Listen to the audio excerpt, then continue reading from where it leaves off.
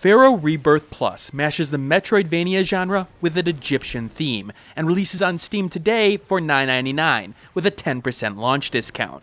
But before I begin this 5-minute review, this key was obtained from the publisher for review purposes, but won't change my opinion of the game in the end. The basic story has you, Jonathan, an archaeologist bunny, opening the crypt of an ancient king. And of course, bad things happen. You've been cursed, beyond your bunny curse you already have, and you've got 7 days to live, unless you can find the 7 holy grails. The story is told with a humorous side to it, never bringing me to laughs, but being a smile inducer more than anything. It goes along with a reasonable presentation, in particular with animations that are crisp and help complement the action nicely, and a great music set.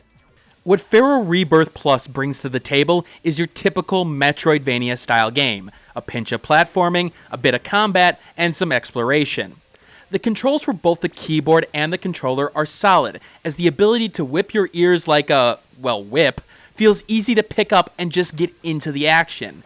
But note here, I used the Steam controller, as I could not get my 360 controller to work. The game takes the original Castlevania approach in terms of enemies and going after them. Running in with your ears rapidly firing will get you killed. You have to be systematic on how you go about things. Several enemies will be in small areas in which you'll have to either time your jumps and attacks appropriately, or will have to play hit and run with the enemies in question. There are times that is taken to an extreme level, however, unfair almost, but in most cases, you'll have a reasonable way to move about things. The game does help its combat by changing up enemy placement rather smartly.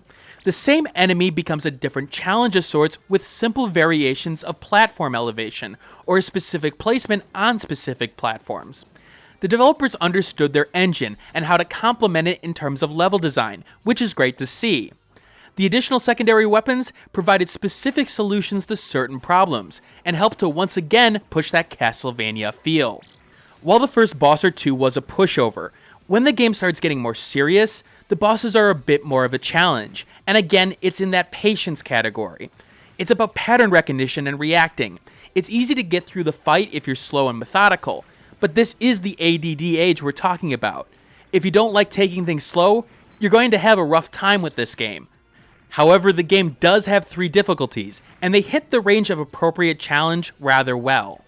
But the game does have that little annoyance factor to it. For example, some enemies are purposely made to blend into the environment, which is fine, but you need something to give them away if a player is looking closely, and this game doesn't do that well at times.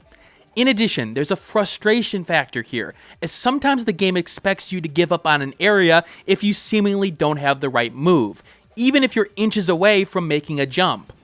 Those learning concepts come through repetition and not through easy clues, which sorta sucks. The game also isn't the most technically gifted. The footage here was captured at 640 by 480. Yes, that's small of a resolution. While the game goes up to 1280 by 720 in windowed mode, Shadowplay gave the best footage experience, and that only works for full screen, which defaults to that 640 by 480 resolution, but stretched. All the other recording devices I used had either massive slowdown or just plain recording weirdness. There's also missing basic options in sound and music sliders, and the game doesn't like the change in window context at times. Now, other problems that I ran into got fixed rapidly as the game got closer to release, so keep that in the mind for the future. For $9.99, you get a reasonably solid yet technically flawed game with a nice little theme to it. Those who played the original Castlevania on the NES are the target audience here, as it hits that nostalgic bone rather well.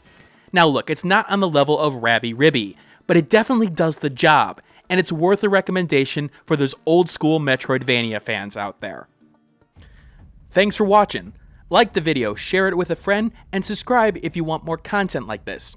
In the description below, you'll find the Steam review accompanying this vid, along with social media that you can follow me on, Twitter, Google+, and Facebook groups. And if you want to support the channel, click that Patreon on the left of the screen. And remember, keep on gaming.